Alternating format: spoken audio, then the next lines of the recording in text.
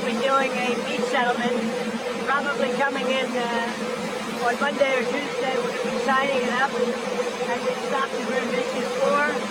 So that was an honor for me to be involved. I want to thank J.D. Vance for a great job, and also our Secretary of State, Marco Rubio, has done a fantastic job. So Rwanda, long-term war with the Congo, a very bloody war. They're all bloody, but this was a really bloody one. Is going to be making peace with Congo, and they can get on to making trade deals with the United States and other places and have a much more normal form of life. We're very honored by that. As you know, we did a very great job with India and Pakistan, and we had India in. It looks like we're going to be making a trade deal with India. And we had Pakistan in. It looks like we're going to be making a trade deal with Pakistan. And it's a beautiful thing to watch. The Serbia, Kosovo, likewise, they've been fighting for years. And as you know, we brought that one to a conclusion. And now we have a couple of big ones. We have Russia, Ukraine, which is making a little bit of progress. And we have Israel. And nobody really knows what that one is all about. We're going to find out pretty soon, I guess. The Iranian foreign minister this afternoon said that the U.S. is serious about negotiations, that you would call up Israel and request that they stop their airstrike. Will you make that request? Well, I think it's very hard to make that request right now. If somebody's winning, it's a little bit harder to do than if somebody's losing. But we're ready, willing, and able, and we've been speaking to Iran, and we'll see what happens. Behind 2 weeks time frame. Just time to see whether or not people come to their senses. Europeans out at all talking with Iran? No. Iran doesn't want to speak to Europe. They want to speak to us. Europe is not going to be able to help us. 20 years ago, you were skeptical of a Republican administration that attacked a Middle East country on the idea of questionable intelligence of weapons of mass destruction. How is this moment different with Iran? Well, there were no weapons of mass destruction. I never thought there were. And that was somewhat pre-nuclear. You know, there was a nuclear age, but nothing like it is today. And it looks like I'm right about the material that they've gathered already. It's a tremendous amount of material. And I think within a matter of weeks, or certainly within a matter of months, they're going to be able to have a nuclear weapon. We can't let that happen. I was very much opposed to Iraq. I said it loud and clear, but I was a civilian, but I guess I got a lot of publicity. But I was very much opposed to the Iraq war. And I actually did say, don't go in, don't go in, don't go in. But I said, if you're going to go in, keep the oil. But they didn't do that. What intelligence do you have that Iran is building a nuclear weapon? Your intelligence community has said they have no evidence that they are at this point. Well, then my intelligence community is wrong. Who in the intelligence community said that? The Director of National Intelligence, Tulsi Gabbard. She's wrong. Mr. President, there is reports of serious planes landing in Iran from China. Now, they say that they're there to take people out, but I can't tell you about that. I get along very well with China, get along very well with President Xi. I like him, he likes me. We have a very good relationship. We'll see what happens. I can't imagine them getting involved. You need to make on Iran whether to strike militarily. Is this the biggest decision you have to make as president? Well, I can't tell you that. I have to see what happens. I can't, really say that. It depends what the decision is. But I wouldn't really be able to tell you that now. I'll tell you in about a year from now. Maybe 5 years or 10 years from now. You never know about decisions. You never really know. Former president.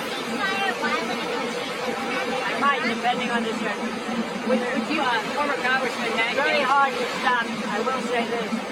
It's very hard to stop when you look at it. Israel's doing well in terms of war, and I think you would have to say that Iran is doing less well. It's a little bit hard to get somebody to stop. Dan Rosner was here. Former Congressman Matt Gaetz threw out an interesting idea, suggesting that if you were to broker a deal where nuclear inspectors go into both Israel and Iran, that you could win a Nobel Peace Prize, and they might even rename it the Trump Peace Prize. Did you hear those? What do you think of that? Well, they should give me the Nobel Prize for Rwanda, and if you look at Congo, or you could say Serbia, Kosovo, you could say a lot of them. You could say I mean, the big one is India and Pakistan. I should have gotten it 4 or 5 times. I should get it for the, I would think the Abraham Accords would be a good one too. But what do you They think won't of that give me a idea? Nobel Peace Prize because they only give it to liberals. But sending inspectors to have nuclear, or would you support Iran being able to have civilian nuclear energy capabilities up to 3.76%? You know, they're sitting on the top of one of the largest piles of oil in the world. I just don't know why they need that for civilian work. You know, it's one thing for certain countries to say, hey, I want to have a certain amount where I need to go nuclear a little bit because we need it for electricity, we need it for air conditioners, etc. But when you're sitting on one of the largest oil piles anywhere in the world, it's a little bit hard to see why you need that. Yeah.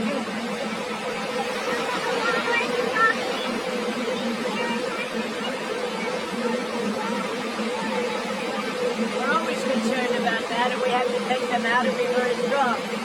You're even in danger talking to me right now. Do you know that? You are in danger talking to me right now.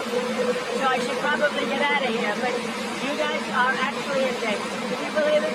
One more thing on Russia. What are your expectations that NATO countries can try to No, I think they should do that. I don't think we should, but I think they should. We've been supporting NATO so long. In many cases, I believe paying almost 100% the cost. So I don't think we should, but I think that the NATO countries should have to. Looking like Spain decides not to. NATO's going to have to deal with Spain. Spain's been a very low payer. They were always a very low payer. They were either good negotiators or they weren't doing the right thing. I mean, I think Spain has to pay what everybody else has to pay. Spain has been notorious for low pay. You know who else was the low payer? Just about the lowest? A place called Canada. Because Canada said, why should we pay when the United States will protect us free? And they've been right about it. Russia, Ukraine, you've been making progress towards a peace deal, but I don't know if you know this, but Lindsey Graham and Mike Pompeo were there on the ground in Ukraine, seemingly doing the opposite, trying to provoke the Ukrainians to keep fighting. What do you think of that? Well, we're going to see, and people have to be very careful with what they say. They've got to be very careful with their mouth, because their mouth can get them into a lot of trouble. ICE has said that they're trying to arrest up to 3,000 individuals a day. There are some communities that are saying they're fearful of being wrongfully detained or separating some families, even if they are undocumented. Is the fear in some of these communities worth the deportations of these undocumented individuals, a mass deportation? Always a tough subject, because look, we have farmers. I love farmers. I won 80%, 85% of the farmers, and I love them, and I'm never going to do anything to hurt our farmers. And you could also say the leisure business, etc. There are some businesses where you have a disproportionate amount of people that are the people that you're talking about. At the same time, we have to get the criminals out of our country. And we're looking at doing something where, in the case of good, reputable farmers, they can take responsibility for the people that they hire. And let them have responsibility, because we can't put the farms out of business. And at the same time, we don't want to hurt people that aren't criminals. Most of the people that came in over the last 3 years under Biden, I would say probably 3.5 to 4 years. Those people, you have a lot of criminals, you have a lot of, I mean, we're looking at that very closely. You've had people that have worked on farms for 20 years. It's very hard to go in there and say, you know, you're coming out. But we're going to let the farmers take responsibility. They're great people. They'll do it. They know the good and the bad. So the hard part about this is it's not like a normal war where people wear uniforms. They don't wear uniforms. But we have murderers that came out of the last 4 years. We have murderers. We have drug lords. We have people that we don't want to. We have prisoners. They emptied out Venezuela and many countries. They emptied out their prisons into the United States. We have to get those people out. But we have stone cold murders. 11,888 murders.